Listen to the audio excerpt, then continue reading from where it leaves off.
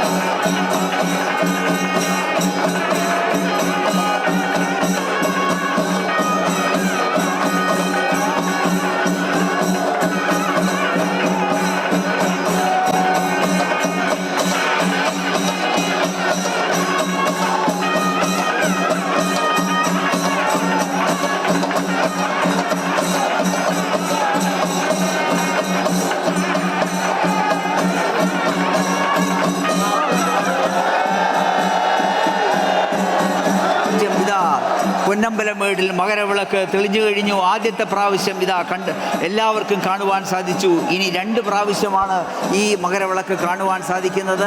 ആദ്യത്തെ പ്രാവശ്യം മകരവിളക്ക് അവിടെ തെളിഞ്ഞു കഴിഞ്ഞു. ദീപാരാധന കഴിഞ്ഞ ഉടൻ തന്നെ ആ മകരവിളക്ക് എല്ലാവർക്കും കാണുവാൻ സാധിച്ചു. ഇനി 2 പ്രാവശ്യം കൂടിയാണ് ആ പൊന്നമ്പലമേട്ടിൽ മകരവിളക്ക് തെളിയുന്നത്. 2ാമത്തെ പ്രാവശ്യം കത്തിക്കുവാൻ സമയമായി കഴിഞ്ഞു.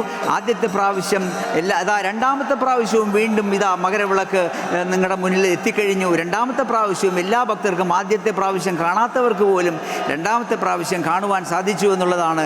ഇനി 1 പ്രാവശ്യം കൂടി ആ മകരവിളക്ക് തെളിയും. എല്ലാവർക്കും കാണുവാനുള്ള ഭാഗ്യമുണ്ടാകട്ടെ. എല്ലാ കണ്ണുകളും അടയാതെ ആ 3ാമത്തെ പ്രാവശ്യവും കാണുവാൻ വേണ്ടി, ആ ദീപത്തിനെ കാണുവാൻ വേണ്ടി, ആ മകരവിളക്കിനെ കാണുവാൻ വേണ്ടി കാത്തു നിൽക്കുന്ന ആ അയ്യപ്പ സമുദ്രമാണ് ഇപ്പോൾ നമ്മൾ കാണുന്നത്.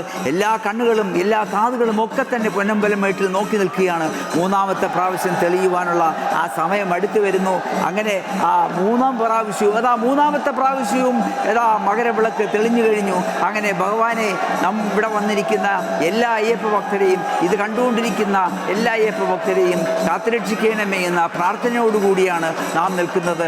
അങ്ങനെ ഈ വർഷത്തെ മകരവിളക്കം കണ്ട് അനുഗ്രഹം തരണമേ എന്ന് പ്രാർത്ഥിച്ചുകൊണ്ടുള്ള ആ ഭക്തജന സമുദ്രമാണ് ഇനി നമുക്ക് അങ്ങോട്ട് വിടവാങ്ങാൻ പോകുന്നത്. എന്തായിരുന്നാലും സന്നിധിയിൽ നിൽക്കുവാനുള്ള ആ ഭാഗ്യം, പറയാൻ വന്ന പരാതികളെല്ലാം